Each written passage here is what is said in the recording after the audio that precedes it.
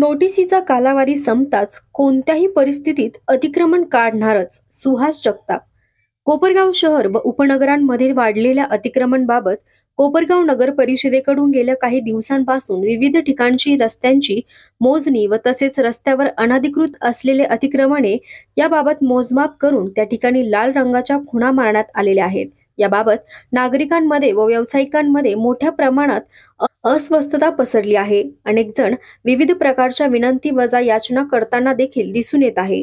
मात्र या सगळ्या पार्श्वभूमीवर ज्याप्रमाणे श्रीरामपूर, संगमनेर, राहाता, शिर्डी आदी ठिकाणांवरील निघालेले अतिक्रमणे निघाली आहेत, त्याप्रमाणे कोपरगाव शहरामध्ये देखील लवकरच अतिक्रमण निघणार असल्याचे सुतोवाच पालिकेचे प्रशासक तथा मुख्याधिकारी यांनी सांगितले आहे. मुख्याधिकारी सुहास जगताप यांनी सांगितले की 7 दिवसांची मुदत देणार असून त्यानंतर मात्र प्रशासनामार्फत अतिक्रमणे काढण्यास सुरुवात होईल. त्यामुळे काही दिवसातच अनधिकृत अतिक्रमण निघणार हे मात्र नक्की.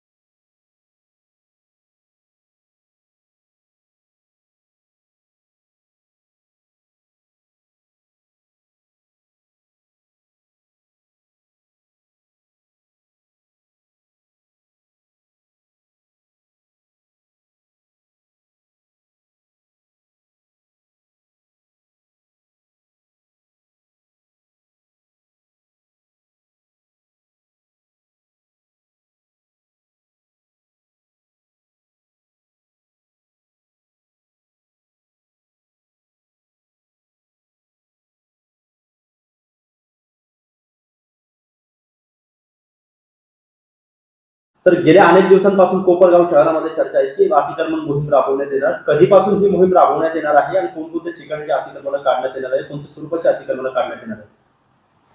कोपरगाव शहरामध्ये आपण जे प्रमुख रस्ते आहेत त्याच्यामध्ये शिवाजी महाराज पुतळ्यापासून ते साईबाबा कॉर्नरपर्यंत, तसेच येवला रोड, धारणगाव रोड आणि या ठिकाणी गांधीनगरकडे जाणारा रोड, हे जे प्रमुख रस्ते आहेत शहरातील, मार्केट कमिटीकडे जाणारा रोड असेल, या प्रमुख रस्त्यावरील जी काही या ठिकाणी कमर्शियल अतिक्रमणं आहेत किंवा जे रस्त्याच्या पुढे आले असतील त्या ठिकाणी आपण कारवाई करणार आहोत.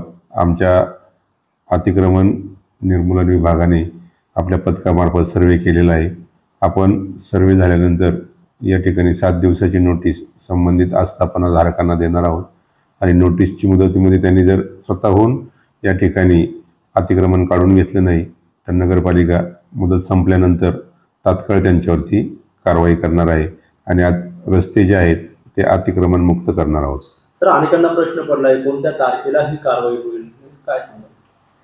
नाही, सध्याला आपण सुरुवातीला अतिक्रमणधारकांना सूचना म्हणून 7 दिवसाची एक नोटीस देणार आहोत आणि नोटीस संपल्यानंतर लगेचच आपण या ठिकाणी पुरेसा पोलीस बंदोबस्त घेऊन कारवाईला सुरुवात करणार आहोत. काही ठिकाणी जे रहिवासी ठिकाण आहे, रेसिडेन्शियल एरिया आहे, त्या ठिकाणी देखील मार्किंग करण्यात आली आपल्या विभागामार्फत, तिथं देखील अतिक्रमण मोहीम होईल? नाही, सद्यस्थितीमध्ये अतिक्रमण मोहीम आपण फक्त कमर्शियल भागामध्ये, ज्या ठिकाणी रस्ते आणि वाणिज्यिक आस्थापना आहेत या भागामध्येच प्रामुख्याने घेणार आहोत. त्याचप्रमाणे या ठिकाणी नालीच्या पुढं जे काही बांधकाम आले असतील, मग ते रहिवासी असो वाणिज्यिक असो, ते निश्चितपणाने आपण काढणार आहे.